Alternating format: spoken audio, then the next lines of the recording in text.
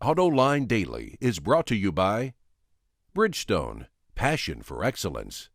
Dow Automotive Systems, innovations for clean powertrain solutions. And by Hyundai. Experience the 2011 Hyundai Sonata today at HyundaiSonata.com. This is Autoline Daily for January 26, 2011. Don't touch that mouse. I'm Peter De Lorenzo, the auto extremist, filling in for John McElroy. Anyway, here's what's going on. As much as I hate to say it, autonomous vehicles are the future of transportation. Taking one step closer to this goal, the Detroit Free Press reports a group of 8 automakers are getting together to work on car-to-car communications. The idea here is to get all vehicles on the road to talk to each other. Sure, each automaker could develop its own version of the technology, but if their cars can only communicate with each other, what good is that? There needs to be a standard, which is what they're studying. With funding from the U.S. Department of Transportation, the OEMs will each build 8 vehicles and retrofit another 2,000 with the technology to study how well it works. The cars will warn drivers of potential dangers, especially those that are not detectable with radar or are out of their view. They also have to work on security so computer hackers can't compromise the system. It'll be interesting to see how well the pie-in-the-sky stuff actually works in the real world. Later this year, the U.S. EPA, along with the National Highway Traffic Safety Administration, will announce new fuel economy rules for 2017 through 2025. Surprisingly, California has agreed to follow suit. According to Wards, the agencies in the state will announce their proposals on September 1st. Last year, the EPA said it was considering a 62 miles per gallon requirement by 2025, which is just 3.8 liters per 100 kilometers. That represents a 6% increase annually, but regulators are also looking at increases of between 3 and 5%. From the not good file comes word of another black eye for Toyota.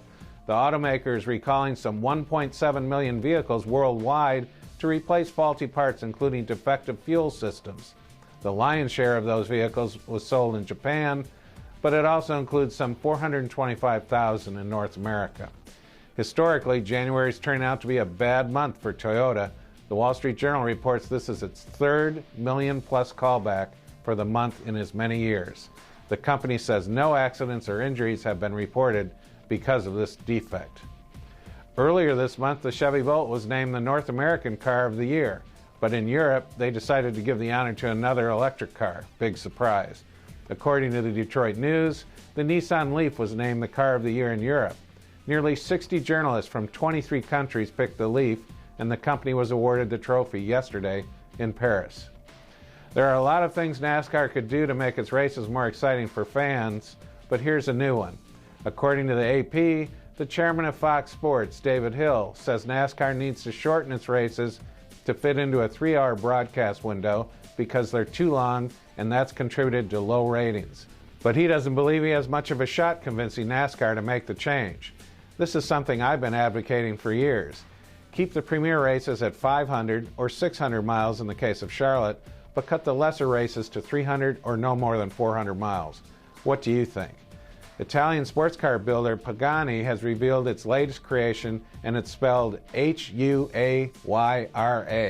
I'm guessing Huayra. This thing is crazy looking. Check out that grille, those side view mirrors, and the gull-wing doors. Nobody is going to confuse this thing with a Ferrari or a Lamborghini. Inside, things are a little tamer, but not much. Its leather-lined cockpit looks comfy and is trimmed with carbon fiber. The Huayra is powered by an AMG-built 6-liter V12 engine. With twin turbochargers, it delivers more than 700 horsepower. When you factor in a curb weight of less than 3,000 pounds, top speed should be nearly 230 miles an hour. Too bad it can't outrun ugly. After the break, a few thoughts on GM CEO Dan Akerson and his latest moves to put his stamp on the company. Introducing Bridgestone's 3rd generation of run-flat tires with groundbreaking new Bridgestone technologies. Bridgestone run-flat tires offer improved ride comfort, lower rolling resistance, and improved wear while giving you the peace of mind and comfort you need. The battle for the hearts and minds of the media, automotive and otherwise, as well as consumers who bother to pay attention, has well and truly begun. On the one side, you have GM's PR troops, who are primed, ready, and already going full bore spinning the story that it's morning again at General Motors, and that CEO Dan Akerson is the visionary who will lead the company back to the promised land through a laser-like focus on the customer. On the other side, you have me, soon to be joined by others as soon as they get their heads out of their you-know-whats and start burrowing through the fog of war laid down by GM's PR troops, who see a different Dan Akerson, one who is an egomaniacal corporate opportunist with an overwrought sense of himself, who has been handed the keys to an American icon simply because he was the best alternative that the board of directors had at the moment, and who will now put his newfound and instantly accrued wisdom about the car business to work in remaking the company, even though that wisdom is made up more of knee-jerk reactionary pronouncements than earned understanding of what's really going on. No, the real story is that Lieutenant Dan is one who will shake the neck of GM until it falls limp in his hands so that he can then rebuild it in his image.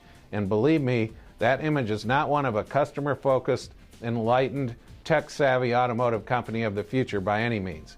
Instead, it will be a company stripped to the bone in the interest of delivering short-term, eyeball-popping profits for the next couple of years, but which will then be left a woefully uncompetitive, hollowed-out husk of a company by 2016 because of a product development process decimated by functionaries imbued with the Akerson gospel of speed and cost-cutting, product relevancy, and integrity be damned. So please spare me the hyperbole associated with Dan Akerson and how he is the latest in the long line of saviors for General Motors.